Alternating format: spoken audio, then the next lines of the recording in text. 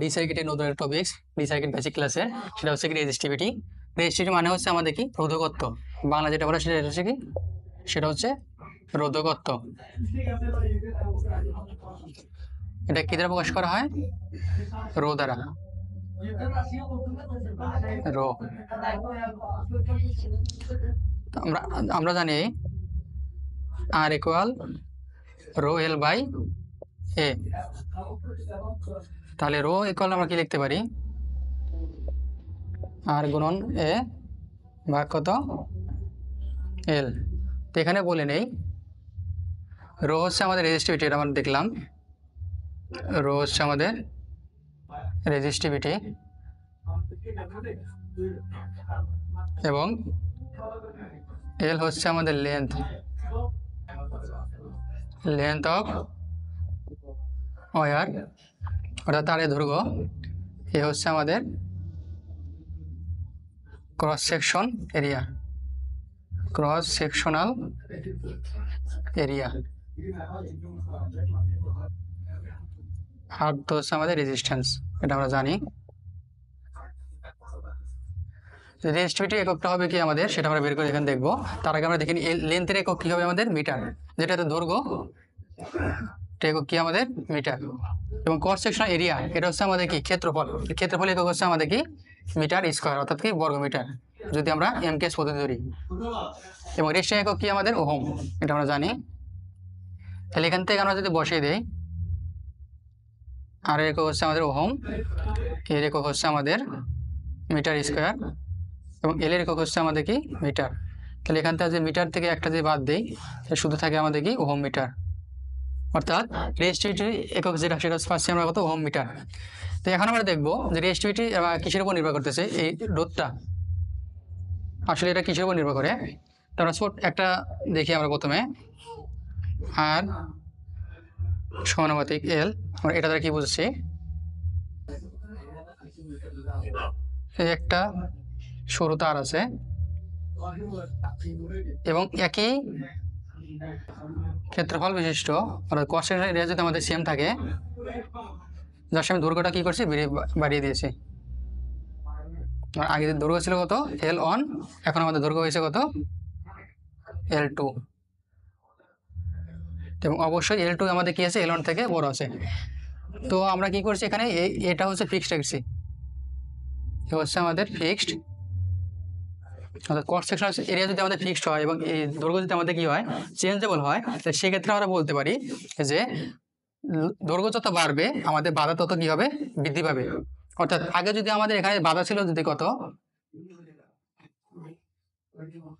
এই পরিমাণ যে বাধা থাকে আমাদের, খুব অল্প পরিমাণ ধরলাম আমরা 10 ওহম ধরলাম, তাহলে আমার দৈর্ঘ্য যত বাড়বে তত আমাদের বাধা পরিমাণ কি হবে? বৃদ্ধি পাবে। অর্থাৎ কারেন্ট চলাচলের পথটা আরো কি হবে? আমাদের সংকীর্ণ হবে। তাহলে এক্ষেত্রে আমরা বলতে পারি যে দৈর্ঘ্য বাড়লে আমাদের কি হবে? রেজিস্ট্যান্সটা আমাদের কি? বৃদ্ধি পাবে। এখন আমরা দেখবো ক্ষেত্রফলের সাথে আমাদের সম্পর্কটা কিরকম হয়। ক্ষেত্রফলের সম্পর্ক হচ্ছে আমাদের 1/a, আর সমানুপাতিক 1/a, অর্থাৎ কি? ব্যস্তানুপাতিক। আর এটা কিভাবে বলতে পারি?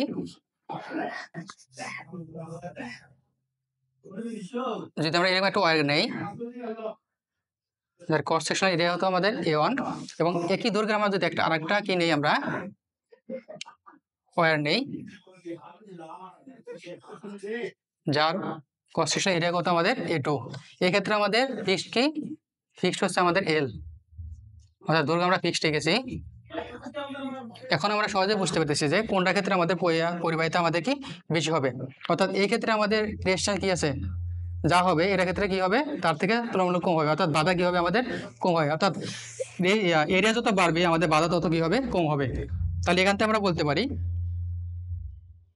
আর সমানুপাতিক এল বাই এ, আর যেখান থেকে আমাদের আসবে কত? সমানুপাতিক যদি উঠাই দিই, আমাদের কি আসবে? রো এল বাই এ। এখন আমরা দেখব, এখানে আমরা একটা ছক রেখেছি এবং এটা কি আছে? ওই নিচ থেকে আমাদের যেটা আসবে সিলভার থেকে আমাদের সবচেয়ে প্রথমে আছে, যেটা দেখা যাচ্ছে কি সিলভার হচ্ছে যে রেজিস্টিভিটি, সেটা হচ্ছে সবচেয়ে কম, অর্থাৎ কত? 1.59। তারপর কোনটা আছে আমাদের? কপার আছে। তারপরে কি আছে আমাদের? সরি, এখানে হবে গোল্ড, তারপরে অ্যালুমিনিয়াম আসবে, গোল্ড, তারপরে আসবে হচ্ছে আমাদের অ্যালুমিনিয়াম। তো এখানে আমাদের একটা প্রশ্ন আসে যে আমাদের সবচেয়ে সুপরিবাহী পদার্থ কোনটি, তো সেটা হচ্ছে আমাদের বলতে সিলভার, কারণ এর রেজিস্ট্যান্স হচ্ছে আমাদের সবচেয়ে কম 1.59, আর সবচেয়ে বেশি হচ্ছে কার, আমাদের এখানে দেওয়া আছে নাইক্রোম, অর্থাৎ যেটা আমরা কি করি লোন ডি বা এসটিডিতে বেশি যেটা ইউজ করি নাইক্রোম, তার সেটা রেজিস্ট্যান্স কত আমাদের, রেশিওটি কত আমাদের 100 গুণন করো 10⁻⁻8 ওহম মিটার। তো সবচেয়ে কমে আছে কে, আমাদের সিলভার। তো এই জন্য আমাদের সিলভার হচ্ছে সবচেয়ে সুপরিবাহী পদার্থ এবং এর রেশিওটি হচ্ছে আমাদের 1.59। তো এর আমাদের সাধারণত প্রশ্ন এভাবে আসতে পারে যে কোনো একটা ওয়্যারের দৈর্ঘ্য যদি কি হয় আমাদের 100 কিলোমিটার হয়, 100 কিলোমিটার এবং ক্রস সেকশনাল এরিয়া যদি কত হয় আমাদের বললাম 22 মিলিমিটার স্কোয়ার, এবং রেজিস্টিভিটি যদি এরা কি হয় আমাদের কপার হয়, তাহলে কপারের জন্য কত 1.68। এটা আমাদের কোশ্চেন উল্লেখ থাকতেও পারে নাও থাকতে পারে, এই জন্য আমরা কি করবো, এটা মুখস্থ করার চেষ্টা করবো। আমাদের কয়েকটা মান আছে, সেটা হচ্ছে আমাদের ইম্পর্টেন্ট হচ্ছে কপারটা হচ্ছে সবচেয়ে বেশি ইম্পর্টেন্ট, তারপরে যেটা আছে সেটা হচ্ছে সিলভার এবং অ্যালুমিনিয়াম। এই তিনটা হচ্ছে খুবই গুরুত্বপূর্ণ, এই তিনটা মান আমরা মুখস্থ করার চেষ্টা করবো। তো এখন তো আমাদের বলতে পারি যেটা রেজিস্ট্যান্স কত এই ক্ষেত্রে, অর্থাৎ তারে কি দেওয়া আছে, দৈর্ঘ্য দেওয়া আছে, তারে কষণ এরিয়া দেওয়া আছে, এবং কি তারে কি দেওয়া আছে আমাদের রেজিস্ট্রিটি দেওয়া আছে। তো সেক্ষেত্রে আমাদের আর এর মান কত, তো সেক্ষেত্রে আমরা এই সূত্রটা ইউজ করতে পারবো, আর equal rho L by A.